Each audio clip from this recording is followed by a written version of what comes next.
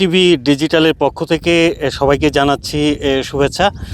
দর্শক, আপনারা জানেন যে এরই মধ্যেই যে সারা দেশের যে ভয়াবহ বন্যা, সেই বন্যার পানি কমতে শুরু করলেও এখন শুরু হয়েছে নদী ভাঙন।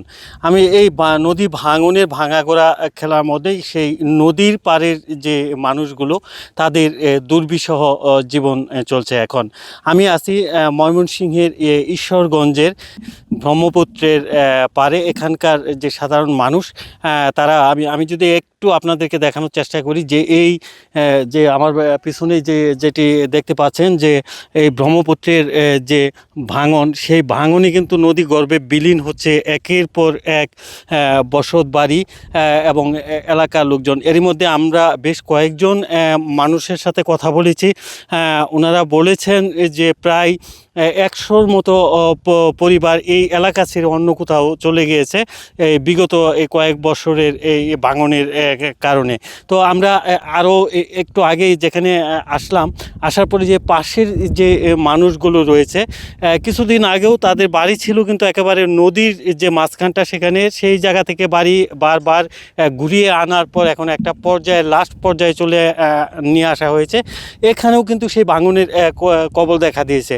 সরকারিভাবে যদি এই ভাঙন রোধ করা না যায়, আগামী যে বর্ষার সিজন রয়েছে সেই সিজনে কিন্তু এই এলাকার যে বসত বাড়ি এবং মানুষ যারা আছে তারা নদী গর্ভে বিলীন হবে। আমরা এমনই এলাকার যে ক্ষতিগ্রস্ত যারা আছেন, কয়েকজন এখানে উপস্থিত আছেন। আমরা একটু শোনার চেষ্টা করব যে ওনারা কেমন কষ্টে আছেন এবং কীভাবে ওনাদের দিন চলছে। একটু জানতে চাইবো যে আপনারা এই যে নদী গর্ভে যে বিলীন হচ্ছেন, কিভাবে আপনারা এখন আছেন, বিগত দিনগুলোতে আপনারা কেমন চলতেন, এখন কেমন চলছেন একটু। আমাদের অনেক জমিন জোড়া যা ছিল সব বাইঙ্গা নদী বিলীন হয়ে গেছে।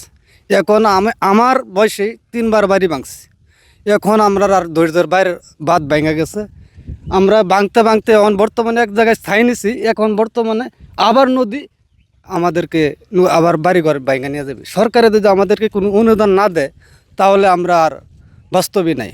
আমাদের যেমনটি আপনারা শুনছিলেন যে সরকারিভাবে ওনারা সহযোগিতা চান, পাশাপাশি বলছেন যে এখানে অনেকেই আছেন যে একেবারে নদী গর্ভে তাদের যে মাথা গোছার যে ঠাইটুকু সেটুকুও কিন্তু নিয়ে গেছে। এখন আর কোথাও গিয়ে দাঁড়ানোর মতো অবস্থান নাই। তো তারা চাচ্ছেন যে এখানকার যে সরকারিভাবে তাদেরকে যাতে একটি গড় দেয়া হয়, সেই দাবিও এখানে করেছেন। আমরা আরেকজন মুরব্বী আমার পাশে রয়েছেন। একসময় তো আপনারা এখানে বেশ ভালোই বাপদাদা এখন আমরা যে জায়গায় আসছিলাম সেই জায়গায় নদী ভাঙ্গে সব এই পারে নিয়ে গেছে গা। আবার সবাই আস্তে আস্তে এইদিকে চাপতেছি, চাপার পরে এরপরেও দেখা যাইতেছে নদী আবার চলে যেতেছে। তো এর মধ্যে আমরা খুব কষ্টের মধ্যে আছি আর কি। যে আমাদের মধ্যে সরকার যদি কিছু সহায়তা করে তাহলে আমরা এই দেশে থাকতে পারবো না। এই দেশে থাকার মতো কোনো ব্যবস্থা নাই। জমা জমা সব নদী ঘরবে চলে গেছে। আমরা যেমনটি আপনারা শুনছিলেন যে এখানকার মানুষের যে নিদারুণ কষ্টের কথা। একজন একেবারে ভূমিহীন, যার বিটে বাড়ি যা ছিল নদী গর্ভে বিলীন, এখন অন্যের বাড়িতে থাকে। কিছুদিনের মধ্যে সেই বাড়িও ওনাকে ছাড়তে হবে। সেই আলাউদ্দিন নামে যে এক ভদ্রলোক, ওনার সাথে আমরা একটু কথা বলবো। একটু জানতে চাইবো যে আপনার তো বসত বিটা সবই বিলীন হয়ে গেছে, এখন কি অবস্থায় আছেন? ওখানে মানুষের মাটির মধ্যে আছি। হ্যাঁ, আমার এই জায়গা নিব কাকাঙ্গে নেওয়ার পরে যে কই থাম এটার কোনো স্টেশন নাই।